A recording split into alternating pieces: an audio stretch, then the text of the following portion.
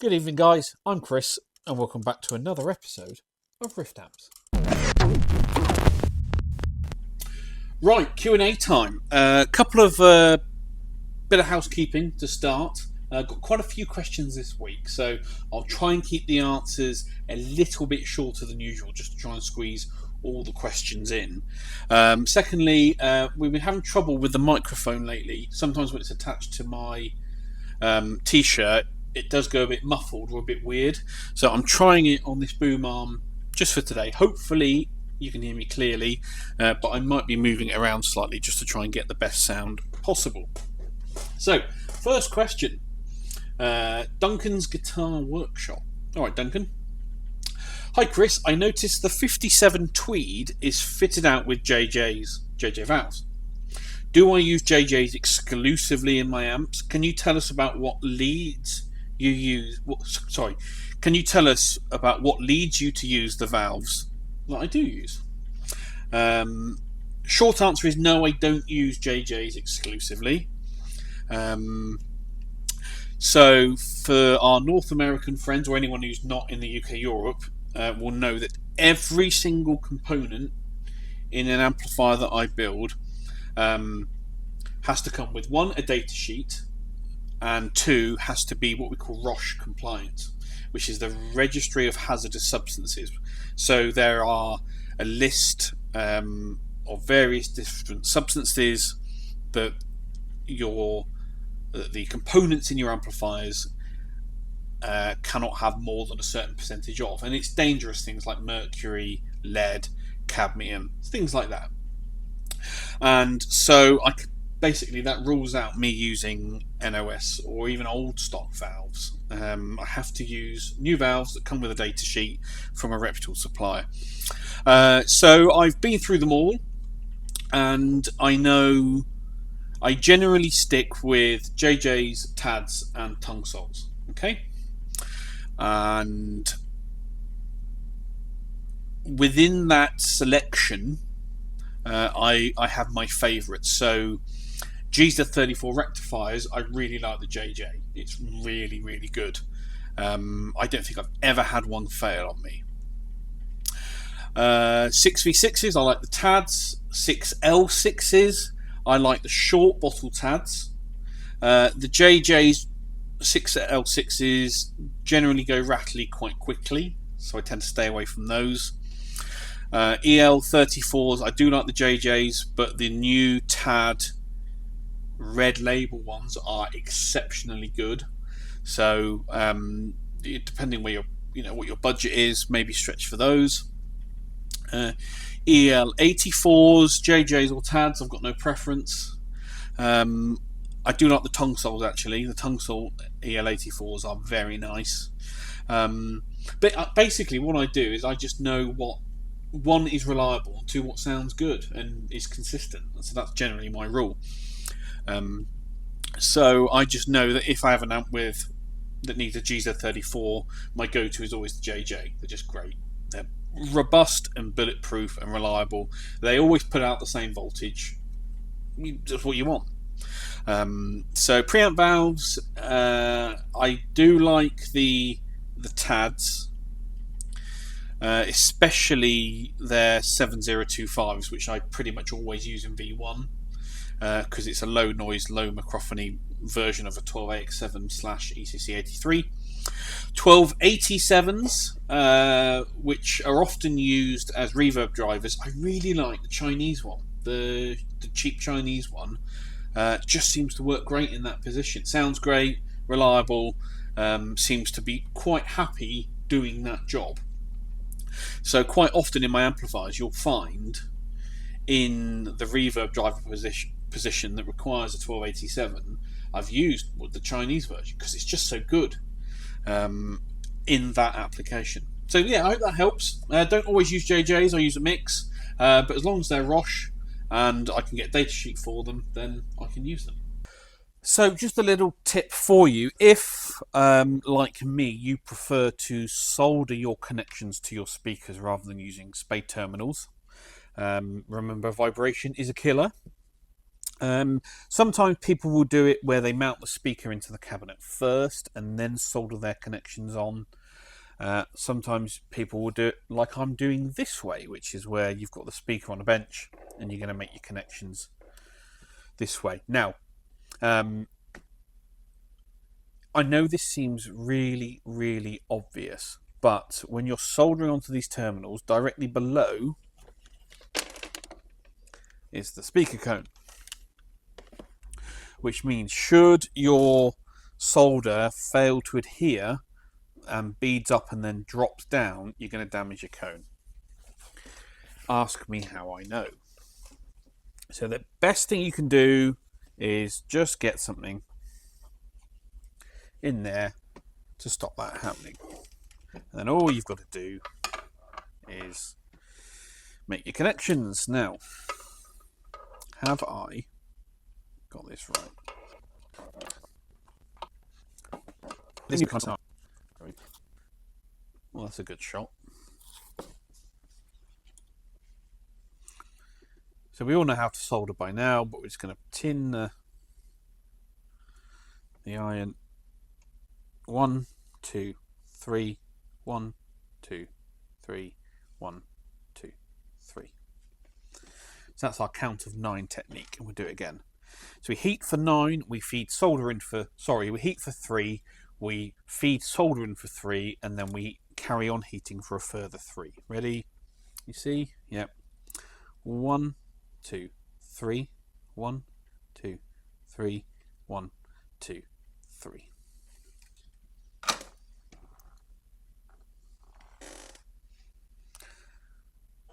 And there you go, nice soldered connections.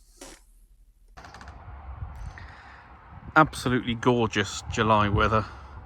Currently about 30 degrees Celsius. Blue skies, a little bit of cloud.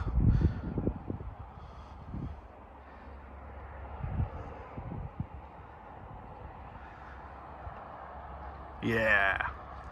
Bruce Buckeye says, "Hi Chris, great show as always." Thank you, Bruce. Can you explain if the V front, assuming you mean the cabinet, affects the sound, or is it just for looks? Sorry if you've already explained this previously. I am a riff newbie. Well, welcome to the channel, Bruce. I really appreciate you tuning in. The V front cabinet design does affect the sound. Yes, absolutely, but not as much as you think it would. It helps project the sound more than a 2x10 normally would. So 2x10 and 4x10s by that by association generally have quite a strong, powerful beam in front of the amplifier, whereas 12-inch speakers tend to spread the sound more, and 15 inches even more than that. Now the V front just helps spread that beam out, so rather than both speakers pointing directly at you, you get this really powerful beam in front. But if you stand to the side, it sometimes can sound quite anemic. The V front just opens it up slightly, and so you get more of a spread. Really interesting. To be honest with you, though, you'd only notice the difference if it was if you did an A/B side-by-side comparison. But yes, it does make a difference, which may or may not, depending on your application, be a good thing. 75 Princeton Reverb is now recapped, got the new cap can in, and you saw on last Sunday's video I did some of the other caps on the board and bias board as well. It's been running on the bench for about an hour and a half now, burning in, absolutely fine. I've currently got it volume at 4, treble and bass at 5, and that's giving me rated output, and that's our harmonic profile. So what you'll see is our second, third, fourth, fifth harmonic, all pretty similar. Not, so one of them isn't more prominent than the other. Yes, there's a slight difference, but nothing major. We go up to 25 Hertz. See, when the amplifier is running clean, there's not much going on really above 10k. But when we overdrive the amplifier, it all starts to come in. Anyway, we'll bring it back down. So that's running fine. Bias is good. Happy with everything. At rated output, we're putting 96 watts out the wall. Yep. And our B plus has sagged to 386. At idle, if I just drop it down, we're at 423, 420, around 422, measuring at the first node. Bring the amp up to rated output. And it sags to around 380, 385-ish. Yeah, so that's good. Happy with that. So that's all running nicely. However, do you remember how I said the customer was intending to swap out the stock speaker for something more modern just to protect this so we don't risk blowing it? And then if he does sell the amplifier in the future, he can then put this back in. Well, I do have hanging around WGS G10C. Now, 10 for 10-inch, C for ceramic is the way Warehouse do things. It's an 8-ohm speaker. It's got 75 watt speaker handling. And as you can see, it's got a much larger speaker. Okay, which really helps tighten up the bottom end on this. It's an American voice speaker. It's really, really nice. This is a used one that I've had around the workshop for a while. It's probably got 50 or 60 hours playing time on it. So it is now broken in, or at least it's gone through the initial break-in phase. But it has been sat in a box for about 6 to 8 months. So I offered it to the customer. He accepted, so I'm going to swap it in. And so while I'm doing that, just going to give the cabinet a sort out. You see the reverb bag is kind of all squashed up this end and it's kind of open here. So I'm going to pull the reverb tank out, check everything else out in there as we do on a service anyway. Swap the speaker out, put it all back together. I'll give the cabinet a good hoover out because you never know what kind of creepy crawlies and things have made a nest in here over the years. But then we can put it all back together and I promise I will do you a sound sample. My name is Techno asks, or says, I'm really enjoying watching the design process you go through for these limited run amps. Yeah, well, I mean, it's the process I go through for every amplifier I build, but yes, thank you. Fascinating stuff. The use of attenuators has come up in a few videos in recent months. I assume he means other text videos. And I was looking into alternative / more budget-friendly ideas for silent practice using devices in the effects loop. Does having a device like the 2 Notes Opus that has a digital power amp simulation in the effects loop for headphone use and the master volume of the amp set at 0 cause any issue for the power amp section of the amp? I'd assume not. It'd be the same as just having the amp just with passing no signal whatsoever. It's just idling away. Should be absolutely fine. Hands up, I don't know the 2 Notes Opus inside and out, so I'm not exactly sure how it works, but if you're pulling a signal from an effects loop which is pre the output stage of an amp and using that to do whatnot and bits and pieces, the output stage will be quite happy, or should be quite happy, just running along doing nothing. So yeah, I don't see why that would be an issue. I can't imagine a scenario where it would be, as long as you still got a load connected to the amplifier itself, it should be absolutely fine. Just finished putting together finally this Plexi 18 for Falk Music. It's looking smart. Trying a bit of different lighting setup today, so I've got the overhead lights off, just the light box. It's giving me some really cool shots, but it looks great. So yeah, this is the one that's had the modular transformers in it, the ones that he custom wound for me. It sounds great. This has also got the new UK made Celestian greenback in it. So my 18 watt Plexis, 2-channel. First channel's just got the standard volume and tone as the originals did. But on the second channel, rather than having a volume tone and then the 2-knob tremolo, I opt for a treble middle bass, which was that circuit taken from JTM 45, so it's cathode follower style. Works great, on off, standby, dual light. black logo badge. Looks really smart. So this one just about to be boxed up and then is off to Fountain Music in Norway. So if you're interested, get in touch with Christopher over there and he'll help you out. Looks great.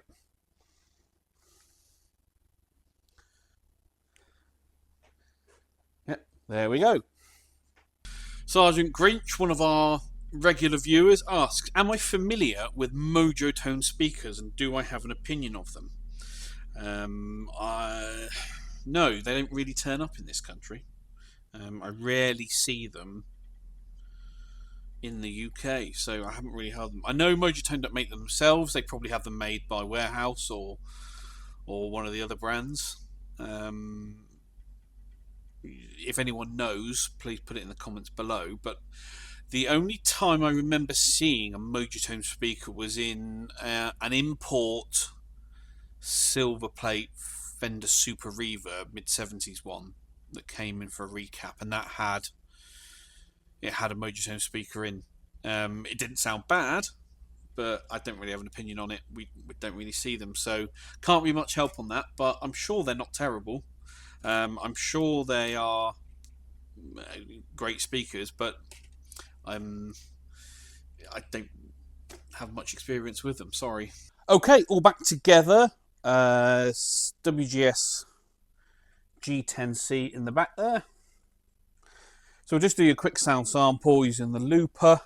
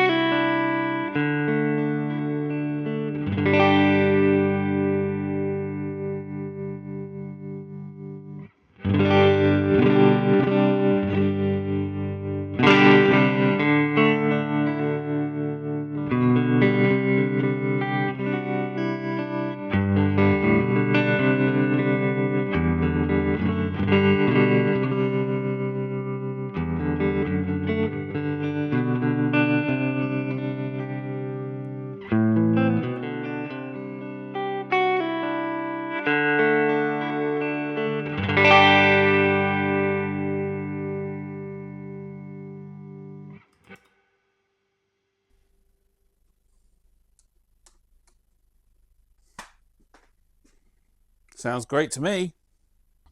James Underhill asks, re-transformers, how do manufacturers voice their products to your specs? Or is it something out of your control? I don't know everything about transformers to the level that a transformer manufacturer would. But what I do is I would go to my transformer winder and I would say I need say we're doing an output transformer. I want an output transformer that is, let's say it's a 20 watt output transformer. I want the primary impedance to be this, and I want the secondary impedances to be 4, 8 and 16, or just 4 and 8, or 8 or whatever it needs to be. I would say the primary current needs to handle this amount, so be rated for, I don't know, 150 milliamps, for example. But what you can do is you can say to them, and this is where it's having a good transformer winder is the key. You could say, well,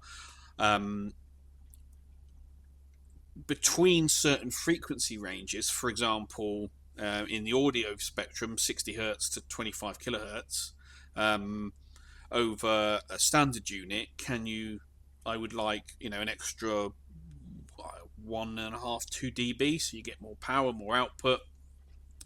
And they can do that. I don't know how they do that. There's some very clever people. I mean, the guy I speak to, when he goes deep with transformers, it goes straight over my head. Incredible guy. But there's a lot that goes into it. But I do know that they can selectively push or pull the bandwidth of of an output transformer to suit your application.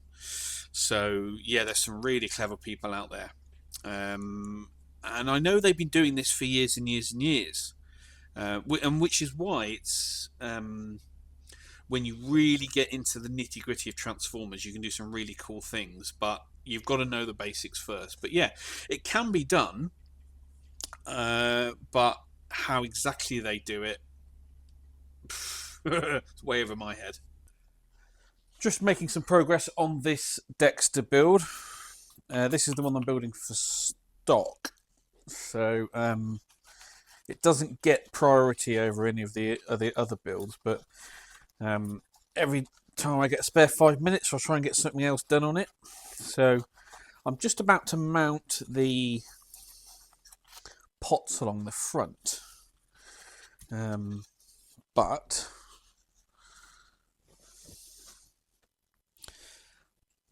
I'm not sure if I've shown you yet how the board is going to sit in the chassis. And then we've got our 4 pots that go along the front. 1, 2, 3, 4. That's your input socket there. So this is coming along, making a little bit of progress on it. Is looking good. But as usual, what happens is you think, oh, I've got 5 minutes to try and make some progress on this. And then you get an emergency phone call from a customer who says,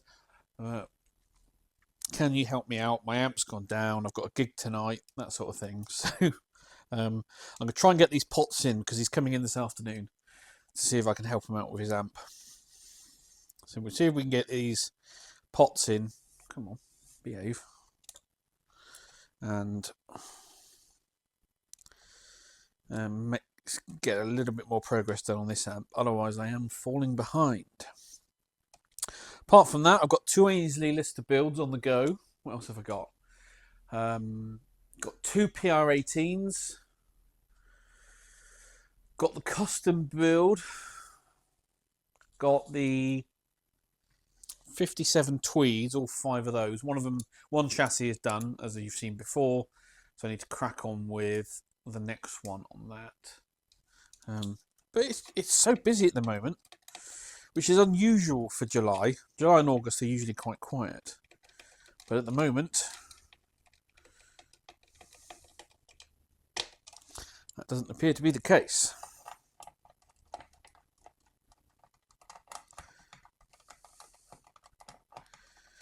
This board will come out again because I need to do all my under and over connections, but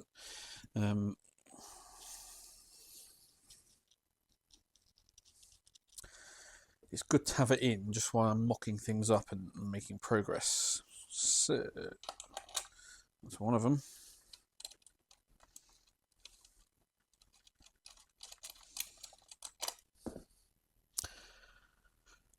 Oh, I've missed off a grounding point. I need to put a grounding point here. Right, can do that now. Anyway, let's crack on. Okay, Matthew McPhail says, firstly, thank you for answering his last question on mounting transformers in the chassis. No problem at all.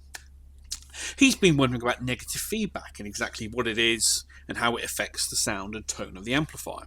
Is this something that I use in my amp designs? And could I talk about why you do or why you don't use it in certain amps and reasons why? Okay. Remember, this isn't a tech channel, so I'm going to keep this answer as simple as I can so most people can understand it. Negative feedback in a guitar amplifier is optional. You don't have to use it. This is why, as we've said, some amplifiers have it, some amplifiers don't. There are multiple reasons of why you use it, but let's talk about what it is.